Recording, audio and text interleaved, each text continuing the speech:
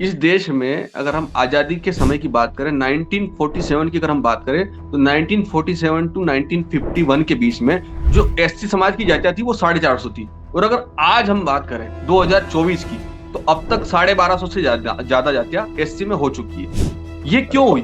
क्योंकि सबको अपना प्रतिनिधित्व करने के लिए विधानसभा की जो सीट थी उसको रिजर्व करवाना था। तो उसके लिए जो जातियां थी जो ओबीसी में, उसको एससी में लाया गया। बहुत बड़ी चतुराई के साथ ये कार्यक्रम हुआ। कांग्रेस ने भर भर के सबको दलित बनाया, जो आज दावा करती है अनटचेबिलिटी में आते हैं, जबकि बाबा साहब ने खुद जिनके वर्णन लिखे थे जातियों के, वो महज 14 से 16 जातियां थी जो अनटचेबिलिटी में आती थी। लेकिन आज 1250 से जातियां जो है वो अनटचेबिलिटी में, और सब होड़ में लगे हुए हैं कि नहीं मैं ज्यादा अछूत हूँ, मैं ज्यादा अछूत हूँ, मैं ज्यादा अछूत हूँ।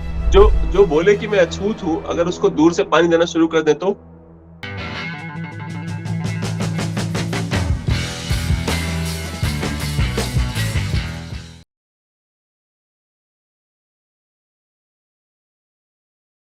नमस्कार, मेरा नाम है सुशील सिंह और आप देख रहे हैं इक्वलेस। आज हम चर्चा के लिए बैठे हैं। हमारे बहुत पुरानी जान पहचान मित्र हैं, उनका नाम है आदरणीय विक्रम कुमार बागड़े जी। ये दरअसल आपको लगेगा कि ये इनकी लड़ाई थोड़ी उल्टी चल रही है। अब ये बताएंगे कि कैसे उल्टी चल रही है, क्योंकि आज को आपको हजारों लोग मिलेंगे जो शेड्यूल कास्ट और शेड्यूल ट्राइब के नाम पे पैसे बनाते हैं और उनके नाम पे लड़ाई लड़ने के ड्रामे करते हैं। बट इन रियलिटी जो लड़ाई ये लड़ रहे हैं, उस लड़ाई की हम चर्चा करेंगे। सर बताइए, आपकी कैसी कैसी लड़ाई आप लड़ रहे हैं? सबसे पहले तो मैं मेरा परिचय दे दूं। मेरा नाम विक्रम कुमार बागड़े है। मैं मध्य प्रदेश के मंदसौर नीमच जिले से हूँ। और लड़ाई किसी विशेष वर्ग से नहीं है। ये लड़ाई जो व्यवस्था है उस व्यवस्था के खिलाफ है, और जिसे हम व्यवस्था को आज आरक्षण का नाम भी दे सकते हैं। और मैं उसी वर्ग से आता हूँ जिसे हम आप दलित वर्ग कहते हैं। हमारे कानून की भाषा में अगर हम बात करें, संविधान की भाषा में बात करें, तो मैं उसी दलित वर्ग से आता हूँ। और जो आरक्षण की व्यवस्था है उस व्यवस्था का मैं विरोधी हूँ, क्योंकि ये व्यवस्था कहीं ना कहीं दोहरा लाभ देती है उन लोगों को जो इस वर्ग में सबसे पहले नंबर पर आते हैं या पहली पंक्ति में जो खड़े हैं, उनको ये दोहरा लाभ देती है। जितने भी आईएएस अधिकारी हो गए जो शेड्यूल कास्ट से आते हैं, शेड्यूल ट्राइब से आते हैं, जितने भी मंत्री हो गए, सांसद हो गए, विधायक हो गए, ये कहीं ना कहीं अपना राजनीति में भी आरक्षण रखते हैं। फिर बाद में अपने सोसाइटी में, मतलब ये एक कहें कि अपनी सोसाइटी में सबसे टॉप लेवल के होते हैं। ये फिर एक अच्छी सोसाइटी मिल रही है, एक अच्छा एजुकेशन मिल रहा है, बाद में फिर इन्हीं के बच्चे वो जो रिजर्व सीटें होती है एससी एसटी की, चाहे वो मेडिकल कॉलेज हो, चाहे वो गवर्नमेंट इंजीनियरिंग कॉलेज हो, तो उनमें इनके बच्चे ज्यादा पहुंच पाते हैं। क्यों पहुंच पाते हैं? क्योंकि इनके पास एक अच्छा एजुकेशन सिस्टम होता है, इनके पास एक कोचिंग को पैसे देने के लिए लाखों में फीस होती है। अब वही फीस हम्म। नाली साफ करने वाले का बेटा, चपरासी का बेटा, मजदूर का बेटा, जो इसी वर्ग से आता है शेड्यूल कास्ट से, वो कहाँ से लाएगा? तो कहीं ना कहीं ये जो आरक्षण की व्यवस्था है, इस व्यवस्था में सुधार की जरूरत है। या तो शेड्यूल कास्ट के अंदर ही क्रीमी लेयर लागू हो, या इस आरक्षण को आर्थिक स्तर पर लागू किया जाए। क्योंकि थोड़े दिन पहले संयुक्त राष्ट्र की एक रिपोर्ट, तो ये जो व्यवस्था है इस व्यवस्था को बदलने की जरूरत है। आरक्षण में अगर हम बात करें शेड्यूल कास्ट की, तो इसी में क्रीमी लेयर लागू कर दो, या आरक्षण में आर्थिक स्तर लागू कर दो, या ऐसा कर दो। क्योंकि आर्थिक स्तर पे अगर लागू हो जाता है तो सबसे ज्यादा जो फायदा है वो दलितों को ही होगा, गरीब दलितों को ही होगा। क्योंकि संयुक्त जी जी। राष्ट्र की एक रिपोर्ट है, संयुक्त राष्ट्र ने अपनी रिपोर्ट में ये कहा है कि जो भारत के अंदर अगर हम गरीबी की बात करें, तो 10 में से 8 से 9 गरीब आपको ओबीसी एससी एसटी में ही मिलेंगे। जब 10 में से 8 से 9 गरीब आपको एससी एसटी ओबीसी में मिल रहे हैं, तो फिर आरक्षण को आप आर्थिक स्तर पर लागू कर दीजिए। आपकी लड़ाई तो राजपूतों से है, ब्राह्मणों से है, तो उनको तो इसका फायदा मिलेगा नहीं। अगर गरीबी के आधार पे भी हो जाता है, अगर 2-5% ब्राह्मणों और राजपूतों को भी मिल जाता है जो गरीब है, तो इसमें आपको हर्ज क्या है? तो मेरे हिसाब से तो आर्थिक आधार पे मेरा अगर आरक्षण लागू होता है, तो इसमें कोई दो राय नहीं होगी, कोई गलत बात नहीं होगी। नहीं, मुझे ये समझ में नहीं आता कि मेरा एक ऑफिस है, 300-400 लोग काम करते हैं। ठीक है, उसमें हम लोग तो नहीं डिस्क्रिमिनेट करते, पर जिन लोगों ने अपफ्रंट आके खुद बोला है, जैसे एक दो बच्चों के मैंने इंटरव्यू, अजय कुमार नाम का एक लड़का है, उसका मैंने इंटरव्यू लिया था, क्योंकि वो सचमुच में बहुत गरीब परिवार से आता है। जी। तो इंटरव्यू के दौरान उसने बोला कि वो शेड्यूल कास्ट से भी आता है। तो जब वो पूरी बातचीत हुई तो पता चला कि ऐसे और लोग भी हैं ऑफिस में। उसने ही बताया कि जो शेड्यूल कास्ट से हैं, उसमें से कुछ लोग ऐसे थे जो फाइनेंशियली बहुत अच्छे थे, गाड़ियों से ऑफिस आते थे, उनके पिताजी रेलवे में बहुत अच्छे अधिकारी हैं। मतलब आप समझ रहे हो? तो मेरा ये कहना है कि अगर एक जनरेशन को रिजर्वेशन मिल गया है और वो फाइनेंशियली वेल ऑफ हो गया है, तो आपको लगता है क्या उसको अपने बच्चों को भी रिजर्वेशन देना चाहिए और देते रहना चाहिए लगातार? अगर प्रैक्टिकली बात करें तो नहीं देना चाहिए, लेकिन अगर हम बात करें पीढ़ी दर पीढ़ी, तो ऐसे ऐसे ही होता आ रहा है, जैसा कि पिता को मिल गया तो फिर बेटे को मिल रहा है, बेटे को मिल रहा है तो फिर उसके बाद उसके बेटे को मिलेगा। ये एक जो सोच है, ये आदमी पहले ही बना के चलता है, और इसी वजह से आज जो समाज के तथाकथित ठेकेदार हैं या समाज के जो बड़े नेता हैं, वो इसमें कोई परिवर्तन नहीं चाहते। इसलिए नहीं चाहते क्योंकि अगर इसमें परिवर्तन आ गया, तो उनके बेटों की जो सुरक्षा है, वो सुरक्षा खत्म हो जाएगी। उदित राज जी हैं, कांग्रेस के नेता, पहले बीजेपी में थे। कांग्रेस, आपको लगता है उनको आरक्षण की जरूरत है? या जीतन आरक्षण राम की मांझी जरूरत। जी हैं, मतलब आपको लगता है इनको आरक्षण की जरूरत? रामविलास पासवान के पुत्र हैं, हीरो बनने गए थे वो, इनको आरक्षण की जरूरत है इन लोगों को?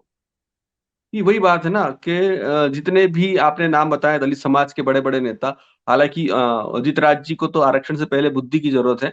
लेकिन कहीं न कहीं अगर हम बात करें बाकी नेताओं की, जैसे आपने रामविलास पासवान का उदाहरण दिया, तो रामविलास पासवान एक ऐसे नेता थे, जो एक स्टेट के मुख्यमंत्री रहे, जिन्होंने एक बहुत बड़ा पद हासिल कर लिया। उसके बाद उनकी पत्नी की अगर हम बात करें तो वो एक अपर कास्ट से थी, मतलब ऐसे बताते हैं कि अपर कास्ट से है।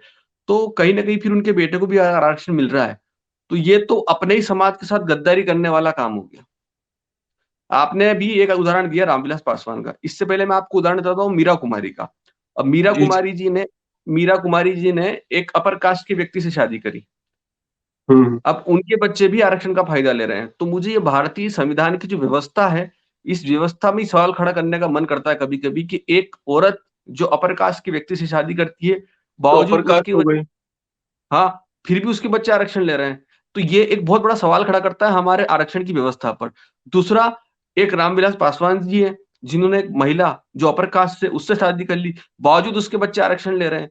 तो जब सोसाइटी का एक हम मतलब ओहदा ही तय नहीं कर पा रहे हैं कि कोई भी व्यक्ति किस लेवल पर आकर बराबर होगा, तो फिर आरक्षण को किस तरीके से आप और लोगों तक पहुँचाएँगे? क्योंकि एक व्यवस्था होती है, एक लिमिट होती है कि इस लिमिट पार आने के बाद सब कुछ रुक जाता है, इस लिमिट के बाद कोई नहीं जाएगा। लेकिन ये सारी लिमिटें खत्म होने के बाद भी लोग और की जो भूख है और अपने बच्चों के लिए जो सुरक्षा रख कर जाना चाहते हैं, ये कहीं न कहीं गलत है। मैं वही देख रहा था एक बार कि जो जो हिंदू समाज बटा हुआ है, कई बार मैं अपने कई सारे इंटरव्यूज़ में मैंने कहा है कि डॉक्टर भीमराव अम्बेडकर शायद सबसे बड़े हिंदू वो खुद थे। उनसे राइट, बड़ा हिंदू मुझे कोई और नज़र नहीं आता। बाकी के जितने भी हिंदू थे, जितने बड़े नेता अपने आप को हिंदू बोलते हैं उस ज़माने के, उसमें सबको जोड़ लीजिए आप, सावरकर जी को छोड़ के, सब दोगले थे। सबके सत्य सब बात, दोगलेपन पे रहते थे। सबके सब सत्य। बहुत ही दोगले किस्म के लोग। भीमराव अम्बेडकर अपफ्रंट बोलने वाला आदमी, डॉक्टर और ये जो वीर सावरकर थे वो अपफ्रंट बोलते, इसलिए दोनों की बनती भी थी। कुछ मुद्दों पे उनके अंदर वो विचारों में गड़बड़ थी। और एक छोटी-सी बात और बताता हूँ मैं आपको। मैं एक मिस्टर तलवार की किताब पढ़ रहा था उनके गांधी जी के वध के ऊपर। तो उसमें वो लिखते हैं कि भीमराव अम्बेडकर और सावरकर में इतनी अच्छी अंडरस्टैंडिंग थी कि सावरकर के वकील थे भोपाटकर, उनको भीमराव अम्बेडकर ने बुला के ये बोला कि सावरकर छूट जाएँगे, आप कुछ करिएगा मत कल, क्योंकि नेक्स्ट डे उनका फैसला आना था। कह रहे सरकार की तरफ से बड़ी कोशिश है कि सर सावरकर को जेल भेज दिया जाए। तो भीमराव अम्बेडकर इतना ध्यान रखते थे सावरकर का, मतलब वो जब जेल जाने वाले तब भी उनके साथ खड़े थे। अब भीमराव अम्बेडकर पे आते हैं। भीमराव अम्बेडकर ने, डॉक्टर साहब ने लगातार प्रयास किए कि हिंदू धर्म में रिफॉर्म हो जाए। जब वो नहीं कर पाए, किसकी वजह से नहीं कर पाए? दोगलों की वजह से नहीं जवाहरलाल कर नेहरू। पाए। सबकी वजह से, ये सब दोगले थे। इनकी वजह से जब वो नहीं कर पाए रिफॉर्म्स, तब उन्होंने निर्णय किया हम बौद्ध बनेंगे। आज के दलित समाज की समस्या ये है कि वो भीमराव अम्बेडकर को ही नहीं पढ़ना चाहता। क्या आप एग्री राइट। करते हैं वो पढ़ना नहीं चाहता भीमराव अम्बेडकर को? नहीं चाहते ना। तो आपने जैसे डॉक्टर बी आर अम्बेडकर की बात कही कि दलित समाज के लोग डॉक्टर बी आर अम्बेडकर को पढ़ना नहीं चाहते। तो मैं एक बात कहूँगा, अगर डॉक्टर बी आर अम्बेडकर संविधान में आरक्षण की व्यवस्था नहीं करते, तो कितने दलित उनको जानते? ये भी सही बात है। आज का दलित समाज सिर्फ डॉक्टर बी आर अम्बेडकर को इसलिए जानता है क्योंकि उन्होंने आरक्षण की व्यवस्था रखी। उससे उनको कोई मतलब नहीं है कि डॉक्टर बी आर अम्बेडकर ने द प्रॉब्लम ऑफ रुपीस जो बुक है, हमारी अर्थव्यवस्था के ऊपर, हमारे रिजर्व बैंक के ऊपर वो बुक लिख डाली उन्होंने, उससे उनको कोई मतलब नहीं है। भारत में नदियों का पानी गांव-गांव तक कैसे पहुंचे, सिंचाई की अच्छी व्यवस्था कैसे है, उस पर भी डॉक्टर बी आर अम्बेडकर ने बुक लिख डाली। उस व्यवस्था को भी डॉक्टर बी आर अम्बेडकर ने सुचारू रूप से पूरे देश में फैलाया। उससे उनको कोई लेना देना नहीं है। डॉक्टर बी आर अम्बेडकर के पास जितनी डिग्रियां थी, वो डिग्रियां चाहे फर्स्ट ग्रेड में नहीं रही हो, लेकिन उनकी जो उस समय की सोचने की क्षमता थी और उस समय जो जमीनी स्तर पर उसको साकार करने की क्षमता थी, मुझे नहीं लगता कि उस समय पूरे हिंदुस्तान में ऐसा कोई व्यक्ति होगा। उन्होंने गरीबी देखी, उन्होंने छुआ-छूत देखा, उन्होंने सब कुछ देखा, लेकिन उनको ये एहसास भी था कि मैं आज जिन लोगों की वजह से पढ़ा हूँ या जिन लोगों की छात्रवृत्ति में मैं विदेश गया हूँ, तो कहीं न कहीं प्रॉब्लम हर जगह है, समस्याएँ हर जगह है, लेकिन अगर मुझे मौका मिल रहा है कि मैं इसको सुधार सकूँ, मेरे समाज के लोगों को जहाँ मैं पहुँचा हूँ, वहाँ ले जा सकूँ, तो उन्होंने प्रयास किए। उन्होंने मंदिर चलो आंदोलन भी शुरू किया था। डॉक्टर बी आर अम्बेडकर ने 29 में उन्होंने मंदिर चलो आंदोलन शुरू किया हाँ, था। वो लोगों को काला मंदिर काला राम मंदिर ले मंदिर, हाँ। है ना? मंदिर ले गए वो। उन्होंने सामूहिक बाय द वे कुएँ में 5 पानी साल चला था वो आंदोलन। 5 साल चला था, 5 बिल्कुल। साल बाद उनको मंदिर में एंट्री मिली थी। तो ये सारे कार्यक्रम भी किए, लेकिन याद ये कोई भी नहीं रखना चाहता। ये एक भी चीज़ डॉक्टर बी आर अम्बेडकर की कोई याद नहीं रखना चाहता। अगर डॉक्टर बी आर अम्बेडकर याद आते हैं, तो सिर्फ़ इस वजह से याद आते हैं कि बाबा साहब ने हमें आरक्षण दिया। और वो उनके इस सत्य को भी स्वीकार नहीं करते हैं, जो बाबा साहब ने सदन में खड़े होकर कहा था कि मैं मेरे समाज के वो लोगों के लिए आरक्षण की जो व्यवस्था है, उसको 10 साल से ज़्यादा नहीं रखना चाहूँगा। और अगर 10 साल से ज़्यादा रहती भी है, तो इसमें जाति उन्मूलन हो, इसमें व्यवस्था को परखा जाए। ये उस सत्य को भी स्वीकार नहीं कर रहे हैं। इनको तो सिर्फ़ बाबा साहब इसलिए याद आते हैं क्योंकि बाबा साहब ने आरक्षण दिया। बाकी उनकी जो उपलब्धियाँ हैं, उनसे इनको कोई लेना-देना नहीं है। तो ये बहुत बड़ा दुर्भाग्य है। अब बहुत सारे लोगों को ये तक नहीं पता होगा कि जो संविधान सभा थी, उस संविधान सभा में ऐसे और भी सदस्य थे, जो शेड्यूल कास्ट से आते थे, शेड्यूल ट्राइब से जी, आते थे। जैसे जगजीवन राम बापू, एससी समाज हुँ। से आते थे। जसपाल सिंह मुंडा आदिवासी समाज से आते थे और वो भी उस समय विदेश जाकर पढ़ के आए थे। तो ऐसे बहुत सारे लोग थे, जो शेड्यूल कास्ट से आते थे, ओबीसी से आते थे। अनटचेबिलिटी सिर्फ़ एक कास्ट में नहीं थी, एक व्यक्ति के साथ नहीं थी। अनटचेबिलिटी मुगलों की देन थी, मुगलों के बाद फिर अंग्रेज़ों की देन थी और उसके बाद ये कहीं न कहीं हमारे देश की, हमारी संस्कृति का हिस्सा बन गई थी। हमारे यहाँ पर जाति व्यवस्था कभी नहीं रही है, हमारे यहाँ पर वर्ण व्यवस्था रही है। लेकिन जी, जी। हम उन चीज़ों पे नहीं जाएँगे। हम तो बात करेंगे डॉक्टर बी आर अम्बेडकर को पहचानने की और जानने की। तो समाज वाक़ई में आपने जो कहा है डॉक्टर बी आर अम्बेडकर को नहीं पढ़ना चाहता और अगर पढ़ता भी है और याद भी रखता है तो सिर्फ़ इसलिए क्योंकि बाबा साहब ने आरक्षण दिया था।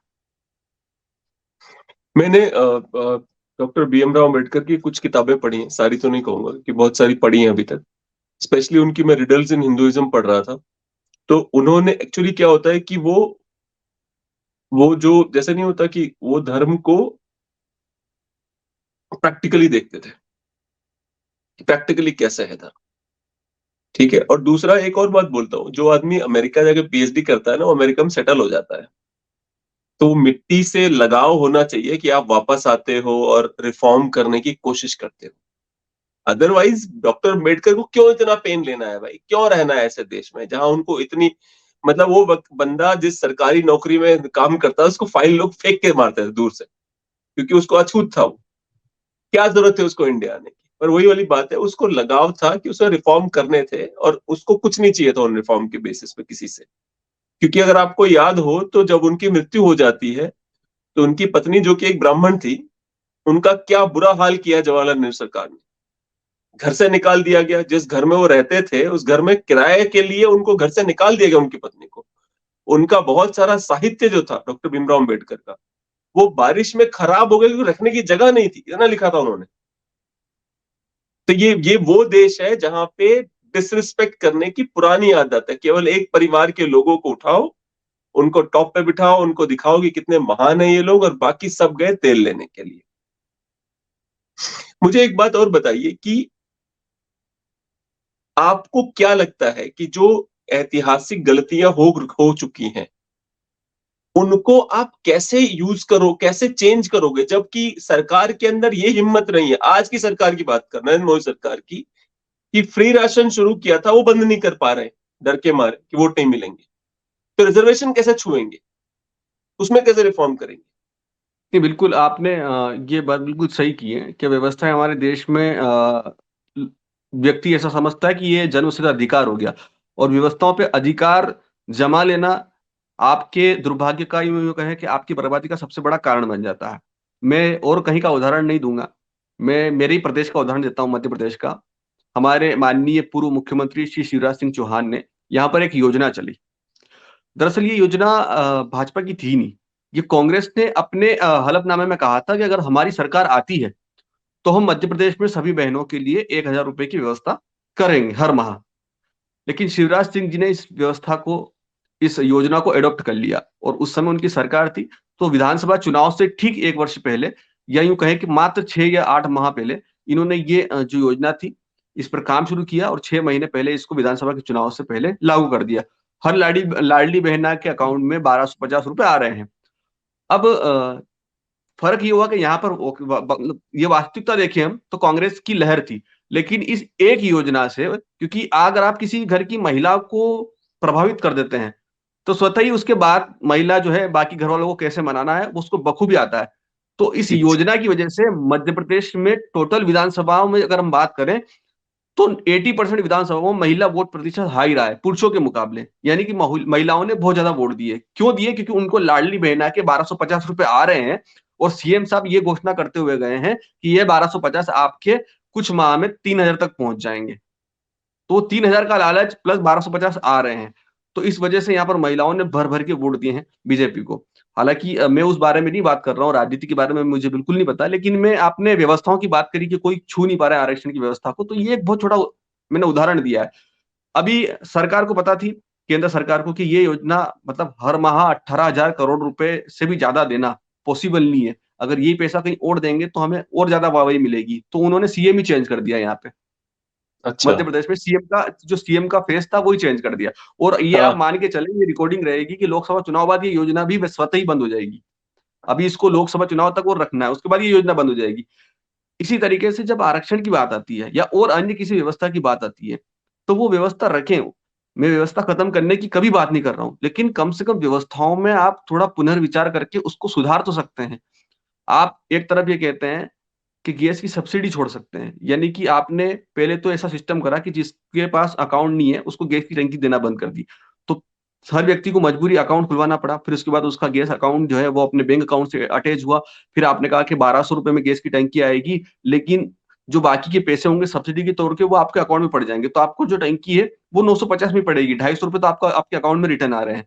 फिर एक स्कीम ये है आपकी अगर जो व्यक्ति अपनी सब्सिडी छोड़ना चाहता है, अपनी गरीब बहनों के लिए जिनके पास चूल्हा नहीं पहुँचा है, गैस नहीं पहुँचा है, तो आप अपनी सब्सिडी छोड़ सकते हैं ये फॉर्म भर के। तो वो फॉर्म भर दिया उसके बाद आपकी सब्सिडी जो आना थी, वो भी बंद हो गई। तो अगर कोई व्यक्ति इस तरीके से अपनी सब्सिडी छोड़ सकता है, कोई व्यक्ति इस तरीके से अगर अपनी आपने एक न्यूज़ पढ़ी हो तो रेलवे के 100 सीनियर सिटीज़नों ने अपनी सीनियर सिटीज़नशिप जो मिलती है रेलवे से टिकट में छूट, उनको छोड़ा था। क्योंकि उनको लगता है कि वो बहुत अच्छे घर से आते हैं, वो अपनी जो टिकट की यात्रा है उसको मतलब पूरा कर सकते हैं। मतलब जो टिकट की पेनल्टी है या जो फीस है वो अपनी पूरी दे सकते हैं। तो हमें ज़रूरत नहीं है। तो क्या इस देश में कोई एससी का नेता या कोई एसटी का नेता आगे आकर ये नहीं कह सकता कि मैं बहुत अच्छी कंडीशन पे हूँ आज, मेरे बच्चे बहुत अच्छे स्कूल में पढ़ रहे हैं, बहुत बड़ी यूनिवर्सिटी में पढ़ रहे हैं और मेरे पास उतना पैसा है, बैंक बैलेंस है, मैं अच्छी सोसाइटी में रह रहा हूँ। तो मुझे ये जो शैक्षणिक आरक्षण है, इसकी कोई ज़रूरत नहीं है। राजनीतिक आरक्षण मुझे ज़रूरी है क्योंकि मैं प्रतिनिधित्व करना चाहता हूँ समाज का। तो मैं ये आरक्षण रखना चाहता हूँ, लेकिन जो शैक्षणिक आरक्षण मेरे बच्चों को या सबको मिलता है। अब बहुत सारे लोग बोलते हैं उनको नहीं मिलता है, तुमको क्या पता? मैं आपको मेरे पास पीआईएल है सॉरी मेरे पास एक सूचना अधिकार की रिपोर्ट है, मैं वो आपके साथ शेयर कर सकता हूँ। बहुत सारे इस देश के बड़े मेडिकल कॉलेज और इंजीनियरिंग कॉलेजों में नेताओं के बेटे पढ़े हुए हैं। मैं ये दावे जी। के साथ कह सकता हूँ। नहीं, मुझे एक बात बताइए कि एक परिवार के 3 भाई हैं, ठीक है? बहुत बहुत इंटरेस्टिंग सवाल है आपके लिए।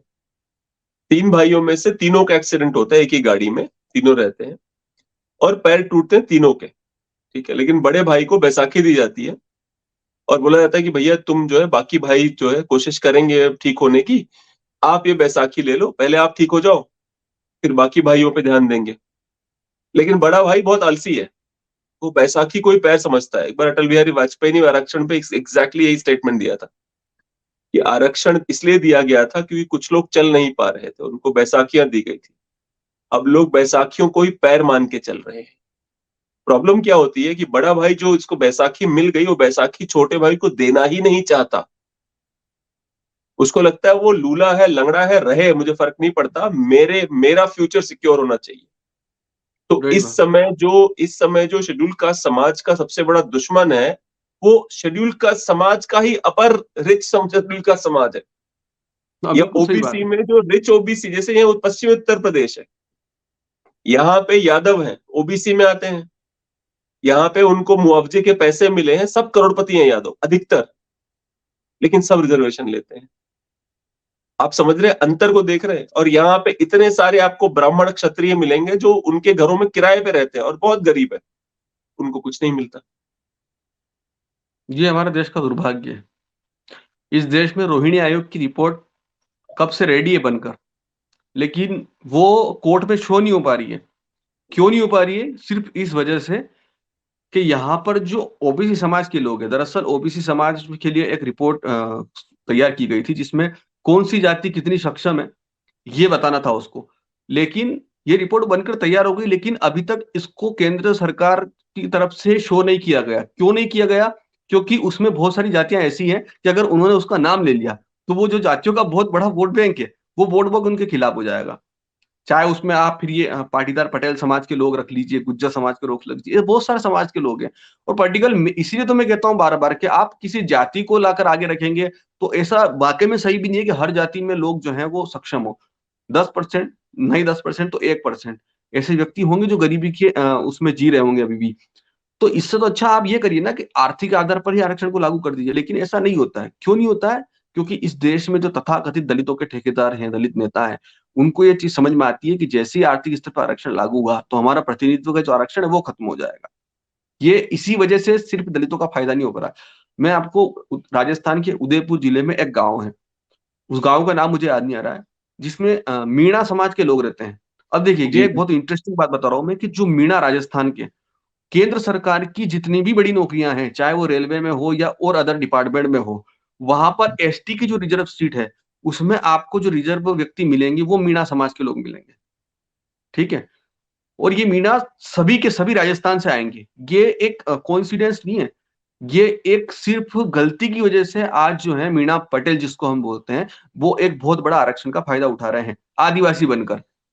हम्म। अगर हम और कहीं जाएं मध्य प्रदेश में वगैरह तो यहाँ पर जो है मीणा सब ओबीसी में आते हैं, लेकिन राजस्थान में वो एसटी में आते हैं। क्यों आते हैं? सिर्फ एक गलती की वजह से, क्योंकि मीणा और मीना ये दो अलग नाम है। जो मीना है वो हम्म। भील है और जो मीना है वो अच्छा। मीणा पटेल है।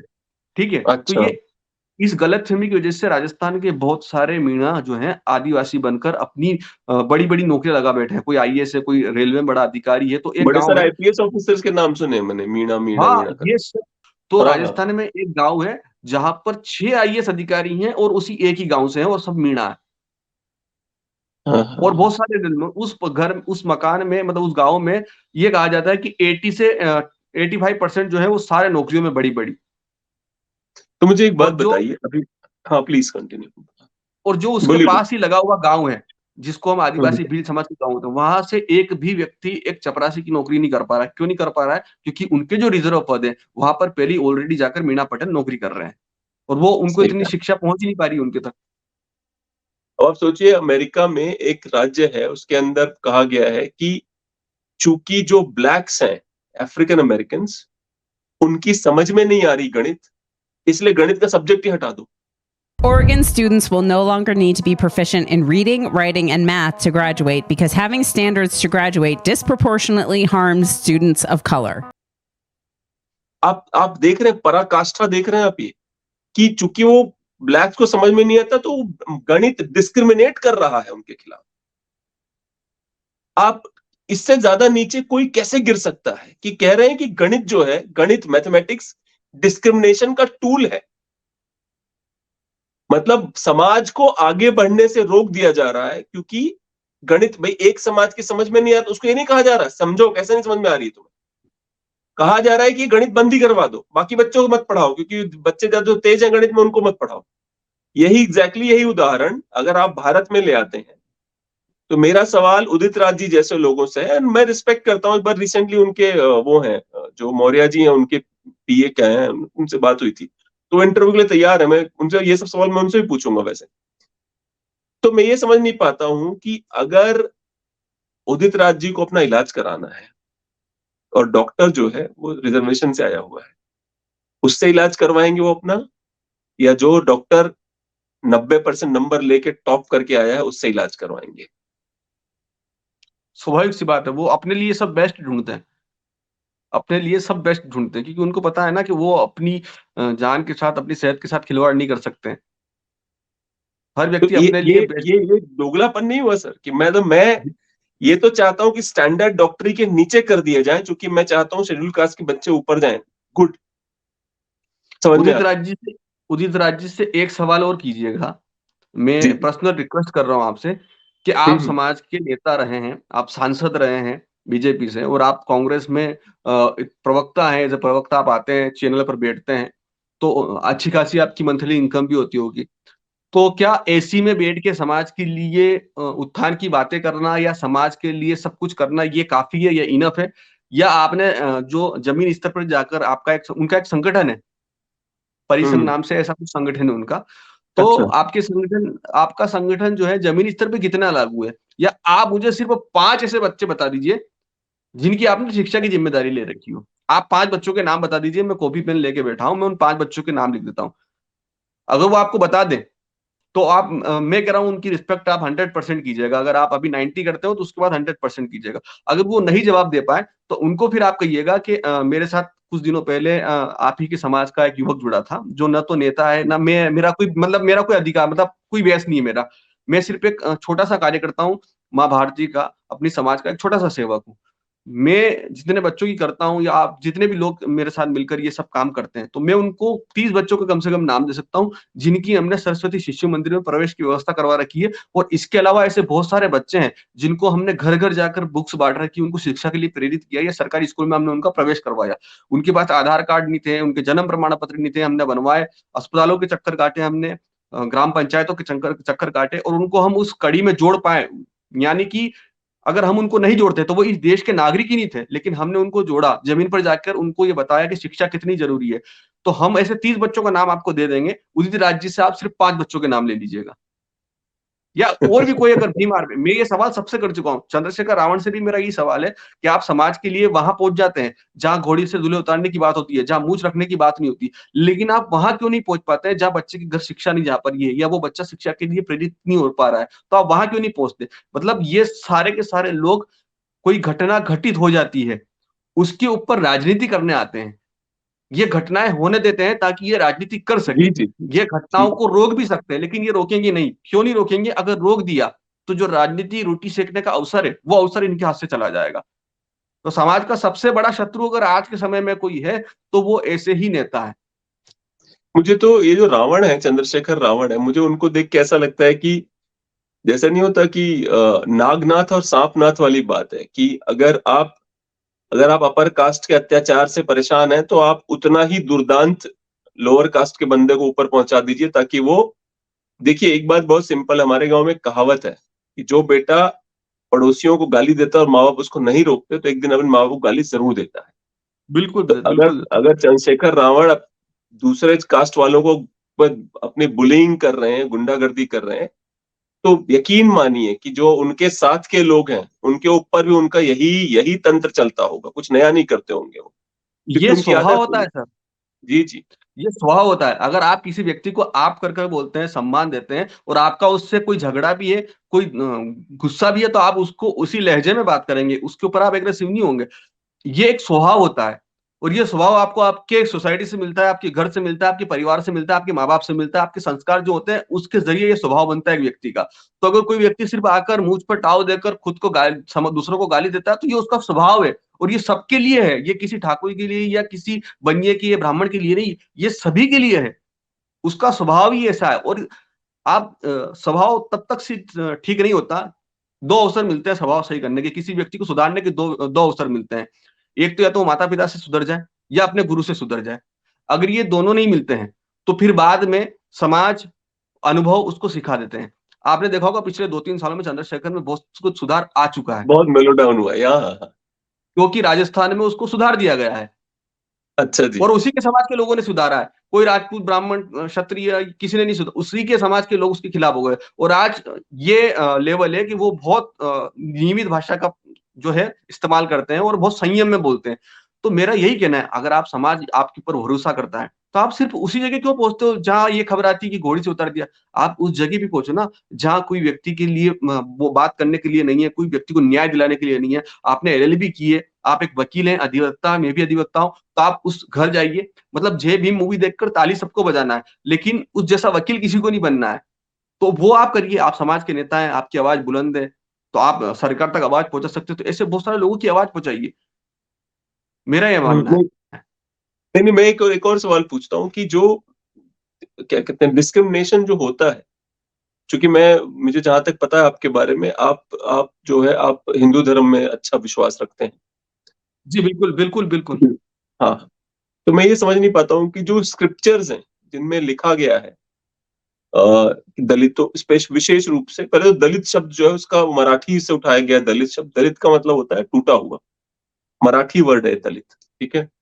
तो जो जो शेड्यूल कास्ट के लिए जो हिंदू स्क्रिप्चर्स में कहीं कहीं लिखी गई हैं कुछ बातें ऐसी, कुछ बातों को तो क्लैरिफाई कर दिया गया है कि भाई ये इसको जो मतलब है, जैसे एक बार उत्तर प्रदेश के मुख्यमंत्री ने बहुत सही अपने विधानसभा में कहा था कि ढोल गवार शूद्र पशु नारी सकल ताड़ना के अधिकारी, उसका उन्होंने मतलब समझाया था कि ध्यान रखने की बात कर रहा है, पीटने की बात नहीं कर रहा है। इसी प्रकार से मनुस्मृति की बातें होती हैं, उन पे आपका क्या कहना है?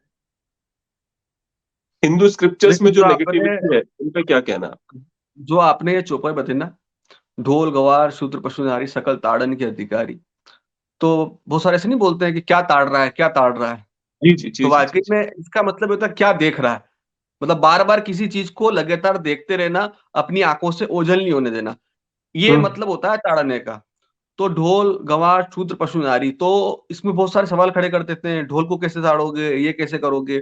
तो ये अभी आपने तो विधानसभा में एक मुख्यमंत्री जी का उदाहरण दिया। मैं आज मतलब पूरे भारत में सबसे जो पॉपुलर संत हैं प्रेमानंद जी, जो वृंदावन में जिनका आश्रम है, उन्होंने इस जी बारे जी। में बहुत क्लियर बताया था कि ये जो चौपाई है, इस चौपाई को लगभग हर हिंदू विरोधी व्यक्ति उठाता है और इसके बारे में बात करता है। इस चौपाई का जो मतलब अर्थ उन्होंने समझा है या उन्होंने जो निकाला है, पूरी रामायण पढ़ के आप इसका अर्थ निकाल सकते हो। सिर्फ एक चौपाई का हिंदी व्याख्यान करके अगर इसका अर्थ निकालोगे तो आप कभी भी इसका अर्थ नहीं निकाल पाओगे। आपको उसके लिए पूरी रामचरितमानस गोस्वामी जी की पढ़ना पड़ेगी। उसमें आपको फिर शबरी का पूरा संवाद पढ़ना पड़ेगा, निषाद राज का पूरा संवाद पढ़ना पड़ेगा, वानरों का पूरा संवाद पढ़ना पड़ेगा। तो आपको पता चलेगा कि जो राम जी थे, उनके कितने हितैषी थे। जो वनवासी समाज के लोग हैं, उनके कितने हितैषी थे। जो दलित समाज है, उनके कितने हितैषी थे। तो उन्होंने कहा था कि जो निषाद राज है, इसमें वर्णन आता है निषाद राज का। तो निषाद राज को राम जी कैसे जानते थे? बोले कि राम जी गुरुकुल में मिले थे। तो जब एक निषाद को उस समय भी पढ़ने की आजादी की थी और वो भी राजकुमारों के साथ, तो फिर आज ये चौपाई मतलब उठाकर क्या कहना चाहते हैं लोग। और इस चौपाई में ये बताया गया ताड़ना। तो जो व्यक्ति होता है, ढोल किसी की रोजी रोटी है, वो उसको जी दूर नहीं जी। होने देगा से। ठीक है, स्त्री जो है सबसे बड़ा धन है। स्त्री स्त्री चाहे कहीं पर भी हो, लेकिन आदमी की ये जिम्मेदारी है कि वो उसको हमेशा अपनी आंखों के सामने रखे, उसकी पूरी सुरक्षा का जिम्मा उठाए। और जो गवार व्यक्ति होता है, अगर आप उसको भेज दोगे कहीं कि जाओ चले जाओ कहीं पर भी, तो उसकी आप वो कहीं पे भी चला जाएगा, तो उसका भी आपको ध्यान रखना पड़ेगा, नहीं तो वो कहीं तो भी निकल जाएगा। उसी तरीके से जो शूद्र है, शूद्रों के लिए भी कहा गया है कि आप उनके प्रतिनिधित्व करने वाले व्यक्ति हो, वो आपकी जिम्मेदारी हो जाती है। अगर वो आपके लिए काम कर रहे हैं या कुछ भी कर रहे हैं, आपके लिए अन्न उगा रहे हैं, आपका दूसरा काम कर रहे हैं, तो उनकी सारी चीजों की जिम्मेदारी रखना, उनकी सारी चीजों की सुरक्षा करना, ये आपकी पहली प्राथमिकता होती है। तो उनका भी आपको ध्यान रखना पड़ेगा। तो ये ध्यान रखने वाले वर्ड को ताड़न कहा गया है और इसी का मतलब ये निकलता है कि उसका पूरी सुरक्षा का जिम्मा आप रखें। ये मेरे को जो पूरा इसकी परिभाषा है वो वहां से मिली थी और मैं उससे एग्री भी करता हूँ, क्योंकि मैंने पूरी रामचरितमानस पढ़ी है। सती जी ने भी इस बारे में कहा है कि जब प्रजापति दक्ष शिव जी का अपमान करते हैं, तो उन्होंने कहा कि इस जीवन में दो दुख जो होते हैं, वो सबसे बड़े दुख हैं, एक जाति का और एक दरिद्रता का। दरिद्रता का तो कैसे भी खत्म किया जा सकता है, लेकिन जाति का कैसे खत्म करेंगे, तो ये दुख बहुत बड़ा है। तो ये कहीं न कहीं बातें जो हैं रामचरितमानस अगर आप पूरी पढ़ेंगे तो उसमें आपको समझ में आएगी कि गोस्वामी जी ने सिर्फ़ एक पहलू पे नहीं, सारे पहलुओं पर लिखा है और बहुत अच्छे से मतलब विवरण किया है। और ये भी एक शिक्षा दी है समाज को कि आप उनका किस तरीके से पालन करें, उनका किस तरीके से हित कर सकें।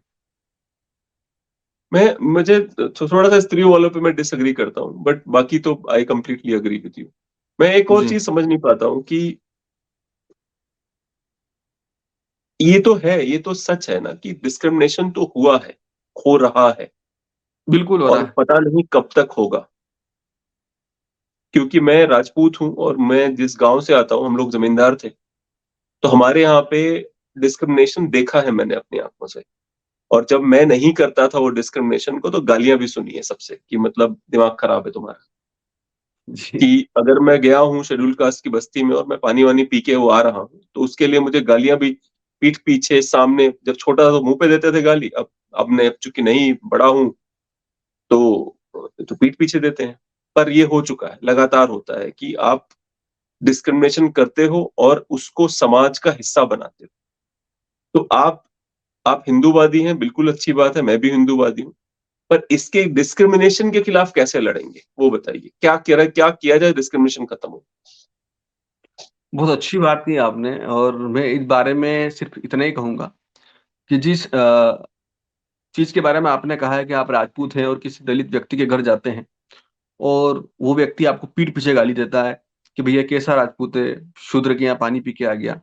तो क्या ये डिस्क्रिमिनेशन जो आप बता रहे हैं, ये सिर्फ़ राजपूत और दलितों के बीच में है? मैं ये कह रहा हूँ कि मेरी समाज के लोग, जिस समाज से मैं आता हूँ, खटीक समाज से, वो किसी हरिजन के वहाँ जाकर पानी पी के बता दें। मैं मान जाऊँगा अच्छा कि जी। ये जो अनटचेबिलिटी है, ये जो छुआ-छूत है, ये किसी एक जाति में है या एक वर्ग में है। सर ये वर्ग की लड़ाई है ही नहीं। ये जाति में जाति, जाति में जाति, जाति में जाति की लड़ाई है। ये कहीं पर जाकर इसका विराम होगा ये कहना भी बहुत मतलब कहीं पर भी उचित नहीं है। अगर मैं किसी हरिजन के जाकर यहाँ पानी पी लूँ, तो ये एक बहुत बड़ी बात हो जाएगी मेरे समाज के लोगों के बीच में और मेरी समाज के लोग ही मुझे गाली देंगे और कहेंगे कैसा व्यक्ति तू वहाँ जाकर पानी पी के आ गया। और हरिजन में भी आपको एक बहुत अच्छी उदाहरण देता हूँ, अगर आप बिहार से हैं, तो बिहार में एक अभी द लल्लन टॉप पे इंटरव्यू आया था मंजू बाई का। वो मंजू बाई पीएम करती है मतलब पोस्टमार्टम करती है और वो हरिजन समाज से ही है। उन्होंने अपने जीवन में बहुत सारे पोस्टमार्टम करे हैं। तो वो जिस बस्ती से आती है, जिस समाज से आती है, वो वाल्मीकि समाज वाल्मीकि बस्ती है और फिर जब वो अपने घर में जाती है, तो उनके जो घर के लोग हैं और उनके जो बस्ती के लोग हैं, वो उनसे डरते हैं और वो उनके पास नहीं जाते और उनके घर पर नहीं जाते हैं। क्यों? क्योंकि वो पोस्टमार्टम करके आती है, मुर्दा घर से आती है। तो लोगों में एक डर भी है और एक अनटचेबिलिटी कहें इसे या आप जिस भी वर्ड का अगर आप नाम देना चाहें, जो भी वर्ड आप देना चाहें, वो दे सकते हैं। तो ये एक कहीं पर जाकर रुक जाएगी या कहीं पर जाकर समाप्त हो जाएगी, ये कहना मुश्किल है। और ये मैं इससे नकारता नहीं हूँ कि ये नहीं है, ये बिल्कुल है। लेकिन इसका अंत क्या होगा, इसको किस तरीके से खत्म किया जाएगा, जिस तरीके से आपने प्रयास किया है, मैं प्रयास करूँ, ये सब मिलकर एक साथ प्रयास करें, तो ये कहना कि ये खत्म हो जाएगी, ये तो सही नहीं होगा, लेकिन ये कहीं न कहीं कम हो जाएगी। और जहाँ मैं आता हूँ, मेरे समाज के तो बहुत सारे लोग राजपूत समाज के यहाँ भी जाते हैं, राजपूत समाज के लोग हमारे यहाँ भी आते हैं। राजपूत समाज शुरू से ही एक ऐसा एक रहा है एक अगर सॉरी इंटरप्ट कर रहा हूँ आपको। हुँ, जो खटिक समाज है, उसकी एक अजीब सी रिस्पेक्ट है, सभी समाजों में। हमारे यहाँ पे भी है, खटिक समाज जो है वो हमारे यहाँ पे जो बहुत सारे काम करते हैं। जी बिल्कुल। पूरे राजपूत समाज के लोग, जो खटिक समाज है उसकी सब इज़्ज़त करते हैं। मतलब मेरे घर के अंदर मैंने फार्म हाउस बनाया हुआ है, तो उसके अंदर खटिक समाज के नेता हैं, बड़े सारे लोग हैं, आते हैं, खाना खाते हैं, साथ में बैठते हैं, सेम टेबल पे खाना खाते हैं। हमारे यहाँ तो मेरे यहाँ तो पहले से नहीं है। पर ऐसे मैं वो और उनकी जो है मैंने बाकी लोग जो कट्टर जो जातिवादी हैं, जो राजपूत हैं कट्टर वाले, वो भी उनकी इज़्ज़त करते हैं। हाँ, ये एक अजीब-सा है। बिल्कुल हाँ, क्योंकि उनका ऐसा कहें कि उनका एक संबंध ऐसा भी हो सकता है कि पहले क्या होता था ये बात थोड़ा-सा हो सकता है आपके दर्शकों को अच्छी नहीं लगे, लेकिन क्या होता था राजपूतों को शिकार का शौक होता था, ठीक है? तो राजपूत जितना भी शिकार करते थे या जितने भी शिकार में पशु लाते थे, तो उनके साथ हमेशा एक खटीक समाज का व्यक्ति या 2 खटीक समाज के व्यक्ति जाते थे। ताकि वो उसको उस पर्टिकुलर उस में कन्वर्ट कर दे जिससे वो उनको खाने के लिए यूज़ कर पाएँ। तो ये जो सारा काम था ये कहीं न कहीं खटीक समाज का था, तो ये एक व्यावसायिक रूप से उनका संबंध जो था, वो बहुत पुराना था।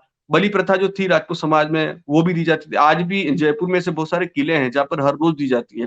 तो उसके लिए खटीक समाज के लोगों से उनका एक व्यावसायिक संबंध जो था, वो बहुत पुराना था और वो इसको आज भी कंटिन्यू रखते हैं। तो मुझे एक बात बताइए, जो हमारे जो बड़े-बड़े जो हमारे हिंदू धर्म के जो सबसे बड़े नेता हैं, जो हिंदू धर्म को जेन्युइनली मार्ग दिखाते हैं, महाराणा प्रताप, उनके सबसे बड़े समर्थक भील थे। हाँ, राणा पुंजा ऐसा कुछ नाम है उनका। हाँ, जो सबसे सबसे तगड़े जो सैनिक थे वो भील हुआ सेनापति, करते थे। हाँ, हाँ, भील थे। राजा शिवाजी के जो सबसे तगड़े लोग थे वो शेड्यूल कास्ट समाज से आते थे। मेरी समझ में नहीं आता डिस्क्रिमिनेशन होता कहाँ है, क्योंकि कई उदाहरण इतने शानदार हैं कि आपको समझ में नहीं आएगा। उदाहरण जैसे महार रेजिमेंट बनाई अंग्रेजों ने महाराष्ट्र में, ठीक है, और यही कारण है हमारे पीछे होने का। जो हिंदू धर्म के लोग बार बार विदेशियों द्वारा बार बार बेइज्जत किए गए, उसके पीछे सबसे बड़ा कारण यही है कि जो दलित समाज को इग्नोर करना या शेड्यूल कास्ट शेड्यूल टाइप को इग्नोर करना कि नहीं ये नहीं कर सकते। अगर उनको बराबरी पे आज भी दंगे होते हैं कहीं भी, तो आपके समाज वालों के भरोसे लोग बैठे रहते हैं कि ये लोग देख लेंगे। अरे क्यों भाई, वही लोग सही क्यों बात है। देखेंगे, तुम क्यों नहीं देखोगे? आज भी दंगे होते हैं, लोग खटिक समाज का वेट करते हैं, लोग जो सही बात है। पासवान समाज है उनका वेट करते हैं कि ये लड़ेंगे हमारे लिए। क्यों लड़ेंगे भैया आपके लिए? वो आप लड़िए भाई, खटिक समाज सही आपके लिए क्यों लड़ेगा?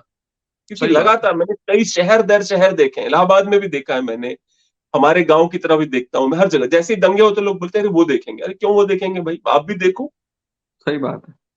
है ना? क्यों वही बिल्कुल, क्यों देखेंगे? हाँ, बिल्कुल सही बात है। अभी आपने कहा कि राजपूत समाज के बहुत सारे उदाहरण हैं।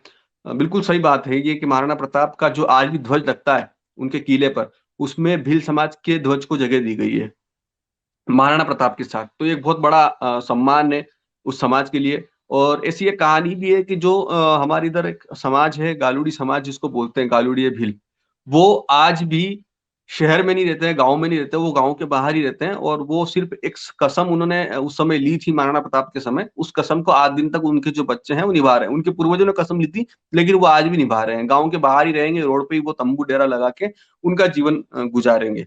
तो ये आज भी वो कसम निभा रहे हैं। और मैं आपको 4 दिन पहले का एक बहुत बड़ा उदाहरण देता हूँ कि 4 दिन पहले ये हुआ था, भीमा कोरेगांव की जो शौर्य दिवस है उसका कार्यक्रम था। वो कार्यक्रम रखा था बामसेप ने, जिसके राष्ट्रीय अध्यक्ष हैं मेश्राम जी, वामन मेश्राम जी इसके राष्ट्रीय अध्यक्ष हैं।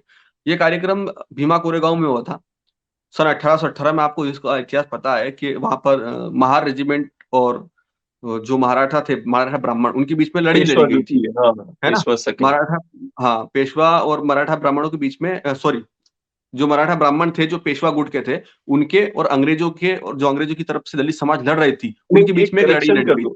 एक करेक्शन कर दूं, जो 2000 सैनिक पेशवा की तरफ से आए थे, जो पेशवा जी, के लिए लड़ रहे थे, और जो 800 महार रेजिमेंट के लोग थे, पेशवा के रेजिमेंट जो 2000 जिनके बीच में मेन युद्ध हुआ था भीमा कोरेगांव के अंदर, वो जी, पेशवा के 2000 सैनिकों में भी महार के लोग थे। जस्ट टू क्लैरिफाई, क्योंकि मैंने बड़ी हाँ, रिसर्च करी थी उस पे कि भीमा नहीं, कोरेगांव की लड़ाई है क्या।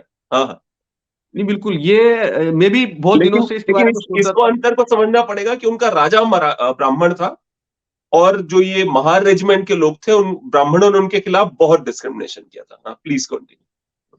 हाँ, तो यही अभी मैं एक उदाहरण दे रहा हूँ कि मतलब ये साल छोड़ दीजिए, 1 जनवरी 2024 का अगर दिन छोड़ दें, तो उससे पहले आपको और हमको यही पता थी कि जो 1 जनवरी के दिन हर साल शौर्य दिवस मनाया जाता है, सन 1818 से लेके अभी तक।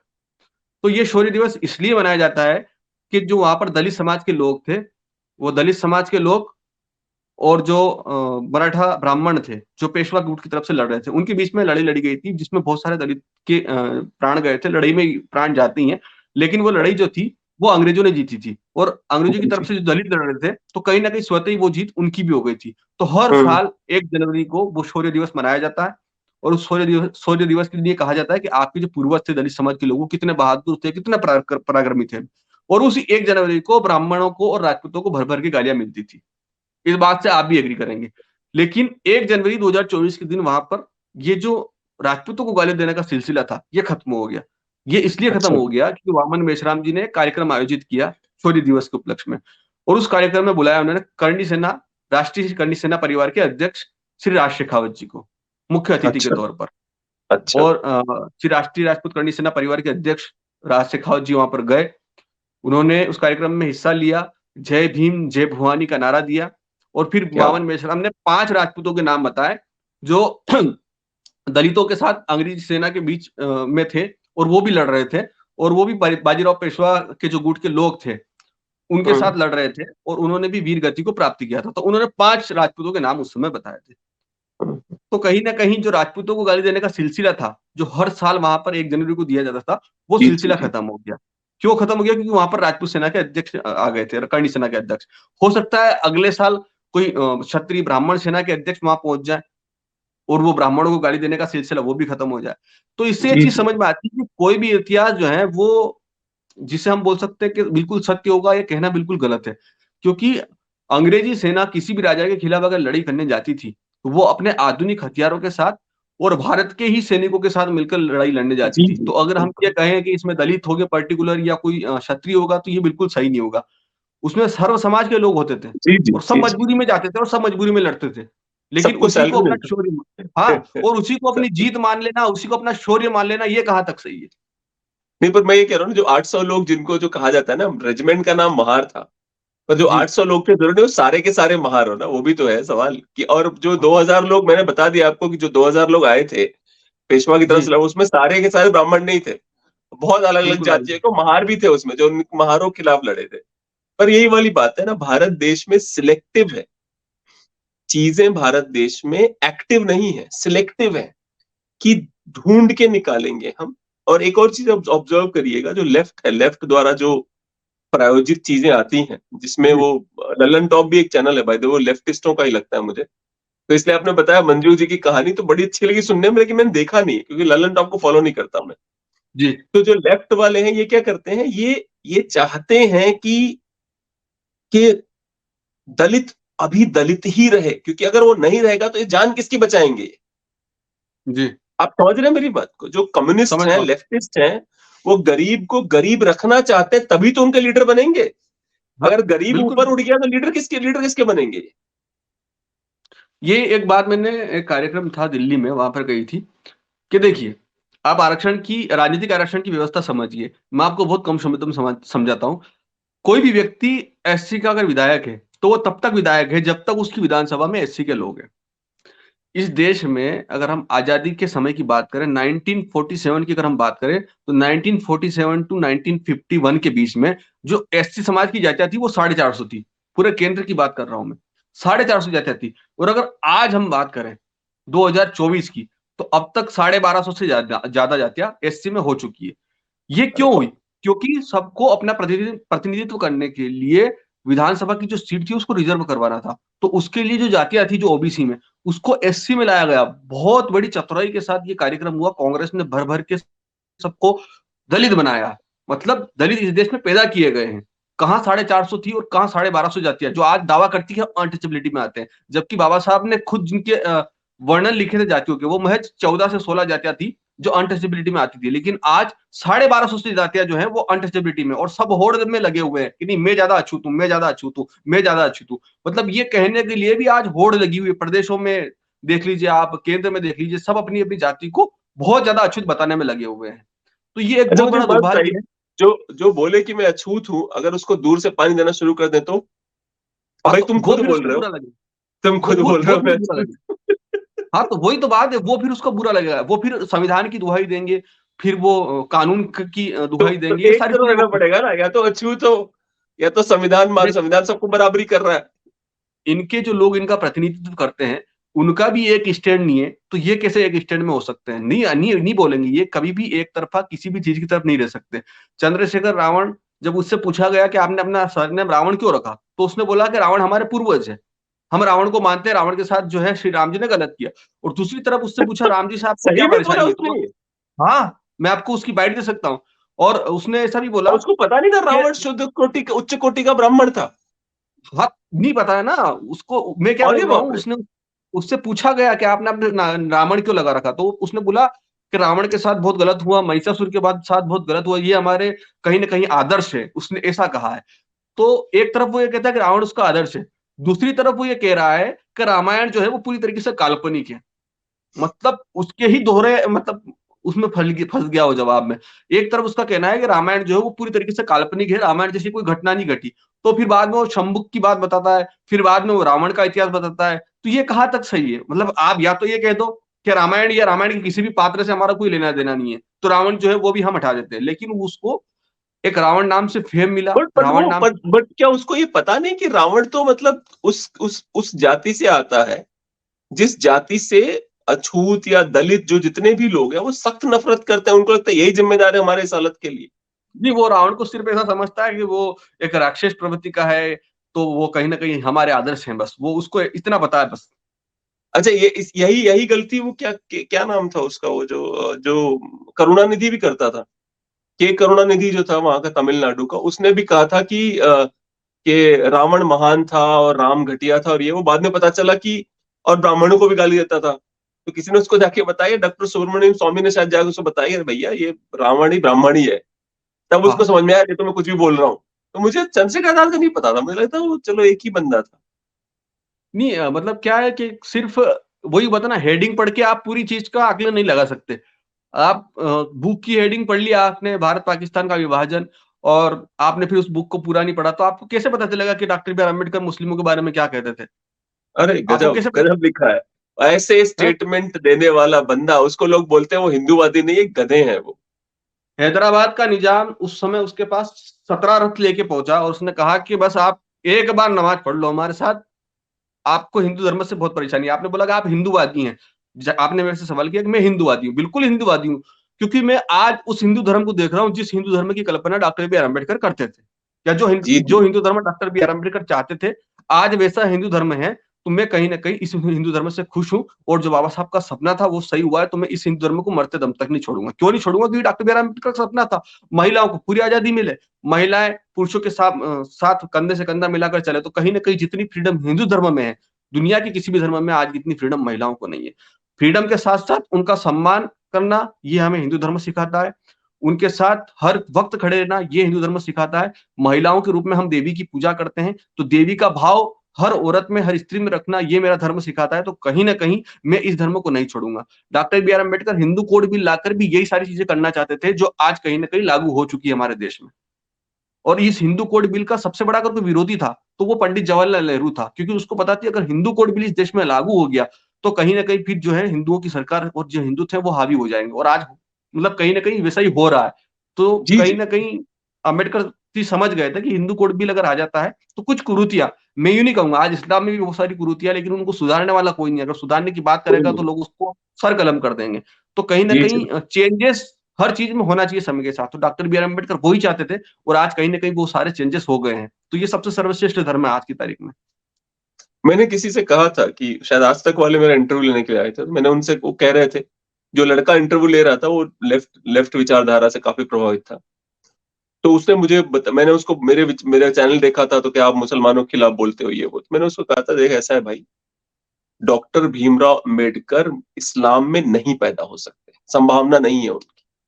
जो इस्लाम में पैदा होके, इस्लाम जिस तरह से डॉक्टर भीमराव अंबेडकर ने हिंदू धर्म के बारे में कहा है, अगर कोई मुसलमान वही बातें इस्लाम के बारे में बोल देगा तो वो मर जाएगा, वो जिंदा नहीं बचेगा। इसलिए हिंदू धर्म बेटर है, क्योंकि उसमें आप पैदा होके भीमराव अंबेडकर भी बन सकते हो, उसके बाद भी पूरा देश आपकी इज्जत कर सकता है, इसलिए हिंदू धर्म श्रेष्ठ है। सही बात है, ठीक है। बिल्कुल, बिल्कुल राइट बात है। और डॉक्टर बी आर अम्बेडकर ने ये आप यूँ समझिए कि जो आपने बोला था वीर सावरकर और डॉक्टर बी आर अम्बेडकर की अच्छी दोस्ती थी। तो संघ के जो उस समय के शुरुआती संघ के जो संस्थापक रहे थे डॉक्टर हेडगेवार जी, उन्होंने ये कहा था कि हिंदुओं में वीर सावरकर और जो शूद्र समाज है उसमें अम्बेडकर, अगर ये 2 नहीं होते, तो पूरा हिंदुस्तान या तो इस्लामिक राष्ट्र बन जाता या ईसाईयत बन जाता। क्योंकि ईसाई भी जाते-जाते बहुत बड़े लेवल पे कन्वर्जन करने वाले थे, और उन्होंने बंगाल में या यूँ कहें कि साउथ इंडिया में ये शुरू भी किया था और किया भी।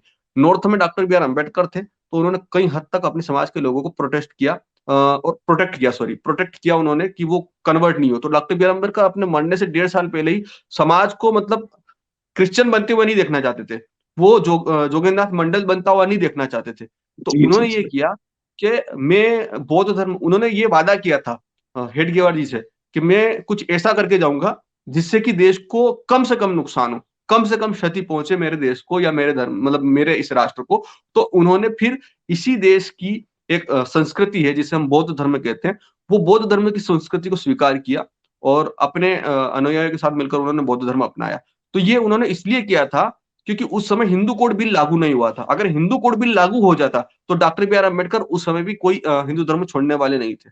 लेकिन ये कुछ लोगों बहुत ही की, मुझे याद है उनके स्टेटमेंट है प्रॉपरली कि मैं क्रिश्चियन क्यों नहीं बनना चाहता, मैं मुसलमान क्यों नहीं बनना चाहता, उन्होंने स्पेसिफाई किया। उसमें वो एक बात ये भी कहते हैं कि अगर मैं क्रिश्चियन बन जाऊंगा तो भारत देश में हिंदू कमजोर हो जाएगा, क्रिश्चियन मजबूत हो जाएगा। मतलब ये बंदा, इसीलिए मैं सबसे कहता हूँ कि जितने लोगों को लगता है ना बड़े हिंदूवादी भीमराव अम्बेडकर से बड़ा, क्योंकि 47 में जो बंटवारा हो रहा था, इकलौता ऐसा आदमी था जो मंत्रिमंडल में भी था और जो कह रहा था कि भैया अंतिम मुसलमान को पाकिस्तान भेज दो आप। इस देश में अगर बंटवारा हो रहा है तो एक एक मुसलमान को आप पाकिस्तान भेजो, किसी को मत रोको, और एक सही एक बात हिंदू है, को वहां से यहां बुलाओ। बिल्कुल प्रैक्टिकल बिल्कुल आदमी। राइट बात है। हम्म। नहीं, सबसे ज्यादा वैचारिक युद्ध अगर किसी के बीच में होता था उस समय, तो डॉक्टर बी आर अम्बेडकर और नेहरू और गांधी के बीच में होता था। मतलब नेहरू गांधी एक तरफ थे, डॉक्टर बी आर अम्बेडकर एक तरफ थे। तो कहीं ना कहीं ये जो वैचारिक युद्ध था इन दोनों के बीच में था। और ये सारी बातें जो आपने कही है, ये अम्बेडकर जी ने उस समय करी भी है। और कहीं ना कहीं वो जब उनकी बस में नहीं रही चीजें, उनको पता है कि गलत लोग सत्ता में आ गए हैं, तो उन्होंने स्वतः ही इस्तीफा दे दिया। लोकसभा से अपनी विधानसभा, सॉरी, उनने संसद से उन्होंने इस्तीफा दे दिया। उसके बाद उन्होंने कुछ भी नहीं कहा, और फिर उनके पास जब कुछ अवसर नहीं बचा, कुछ करने के लिए नहीं बचा, जब वो पूरी तरीके से हताश हो चुके थे, तब उन्होंने बौद्ध धर्म अपनाया। जी जी बिल्कुल। आज के समाज को आप, जो युवा लड़का देख रहा है, जो शेड्यूल कास्ट शेड्यूल ट्राइब से बिलोंग करता है, उसके लिए क्या संदेश है आपके पास, क्या कहना चाहते हैं आप उससे? बस मैं इतना सा ही कहूंगा कि बदले की भावना रख के कोई भी समाज आगे नहीं बढ़ सकता, कोई भी व्यक्ति आगे नहीं बढ़ सकता। अगर आप वाकई में बदलाव चाहते हैं, तो समाज में बदले की भावना की जगह बदलाव की भावना पैदा करें। समाज को डॉक्टर बी आर अम्बेडकर के विचारों के बारे में बताएं, न कि समाज में डॉक्टर बी आर अम्बेडकर का फोटो लेके गलत विचारों को ले जाने वाले व्यक्तियों के बारे में बताएं। आप डॉक्टर बी आर अम्बेडकर को प्रतिनिधित्व की तरह उपयोग करने वाले जो लोग हैं, जो आज के तथाकथित दलित नेता हैं, उनके बारे में या उनके संगठन के बारे में जाके मत बताएं। आप शुद्ध जो डॉक्टर बी आर अम्बेडकर के विचार थे, समाज में गरीब घर तक जाएं, आप आदिवासी घर तक जाए, आदिवासी बस्ती तक जाए, दलित बस्ती तक जाए, और वहां पर जो डॉक्टर बी आर अम्बेडकर के विचार है वो बताए। समता, समानता और बंधुत्व का भाव हर देश के व्यक्ति में होना चाहिए, हर देश के नागरिक में होना चाहिए, भारत के हर नागरिक में यह भाव होना चाहिए। डॉक्टर बी आर अम्बेडकर का सपना था। तो आप समता, समानता और बंधुत्व का भाव पैदा करें, बच्चों को जितना हो सके शिक्षा के प्रति प्रेरित करें। अगर बच्चे शिक्षित होंगे, बच्चे अगर स्कूल जाने लग जाएंगे, तो वो डॉक्टर बी आर अम्बेडकर को भी समझेंगे, इस देश को भी समझेंगे और इस देश की संस्कृति को भी समझेंगे। तो बस समाज के हर व्यक्ति से मैं यही कहना चाहता हूं कि बदले की भावना न रखते हुए बदलाव की भावना अपने अंदर पैदा करें, और अपने ऊपर काम करके अपने आप को बेहतर करें, न कि किसी को गाली देकर अपने आप को बेहतर बना लेंगे, ये सोच रखें। जी जी, बहुत बहुत धन्यवाद, आप हमसे जुड़े भाई। और एक बार मेरे से आपके फोन पे बात हुई थी, उसी दिन मैं जी जी समझ गया बिल्कुल। था कि हम लोग जो है वो मतलब एज अ फ्रेंड बनने की पूरी संभावना है हमारी। नहीं, तो बिल्कुल बहुत बिल्कुल, मुश्किल मैं होता आज है। आपके चैनल से ये भी कहूंगा, बहुत बहुत धन्यवाद आपके जो श्रोता हैं, जो भी ये वीडियो देखें, उनसे मैं यही कहूंगा कि अब अगर आप सक्सेसफुल हैं, आप कामयाब हैं, या आप कर सकते हैं किसी की, तो सिर्फ ये करिए कि किसी भी ऐसे व्यक्ति, ऐसे बच्चे की आप आपके आसपास की ऐसी मदद करिए कि उसको आप पैसे देंगे खत्म हो जाएंगे, उसको खाना देंगे खत्म हो जाएंगे, उसकी किसी भी चीज में मदद मत करिए। लेकिन अगर आप किसी का स्कूल में जाके प्रवेश करवा सकते हैं, तो कोशिश करिए 1 साल, 2 साल, 3 साल तक का भी अगर आप उसका प्रवेश करवा सकते हैं, तो आप प्रवेश करवाइए। सिटी में भी ऐसे बहुत सारे बच्चे हैं, गाँव में भी ऐसे बहुत सारे बच्चे हैं, क्योंकि ये जो सेवा है, ये सबसे बड़ी सेवा है आज के भारत के लिए। और इसी से हम अगर देश को और राष्ट्र को सुरक्षित रख पाए, तो इसी से रख पाएंगे, और कोई दूसरा विकल्प आज मुझे नजर नहीं आता है। तो बस मैं आपके जितने भी श्रोता हैं उनसे यही निवेदन करूंगा। जी बिल्कुल, बहुत बहुत धन्यवाद, आप हमसे जुड़े। और अगली बार तक के लिए थैंक यू वेरी मच। जी जी, तो विक्रम कुमार बागड़े चैनल को भी आप लोग सब्सक्राइब करें और इनके वीडियोस को देखें और उनको पसंद करें। आज के लिए इतना ही, बहुत बहुत धन्यवाद। धन्यवाद विक्रम जी। ठीक से।